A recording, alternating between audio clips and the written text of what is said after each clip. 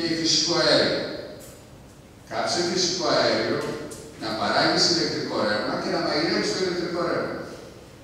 Αυτό το δεύτερο είναι ότι χάνεις 60% της ενέργειας του φυσικού αέριου. Το ίδιο γίνεται και εδώ. Το φυσικό αέριο στην ηλεκτροπαραγωγή ή οποιοδήποτε αέριο καύσιμο μπαίνει για λόγους ανάγκης και για λόγους ισορροπίας του μείγματος. Διότι σου λέει, έρχεται ανομρία και δεν έχουμε νερά, βάζουμε το φυσικό αέριο μπροστά και παράγουμε ηλεκτρική ενέργεια από το φυσικό αέριο. Βγαίνουν νόμοι και λένε ότι γνήτης, stop και ώσπου να βρούμε άλλη λύση θα δούμε, τότε βάζεις φυσικό αέριο.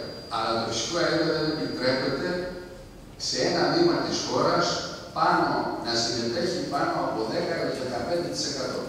Και αυτό είναι δείγμα για όλες τις ανεπτυγμένες οικονομίες. Άρα εδώ ένα άλλο ψέμα είναι και μια λάθος μέθοδος από αέριο καύσιμο να παράγω ηλεκτρική ενέργεια. Εάν έρθουμε τώρα λίγο στη μελέτη των περιβαλλοντικών επιπτώσεων, που και στους τοπικούς δήμους πέρασε και στο Νομαρχιακό Συμβούλιο πέρασε, εδώ εισαγωγικών, όλα αυτά τα αναφέρει λίγο πολύ η μελέτη περιβαλλοντικών επιπτώσεων.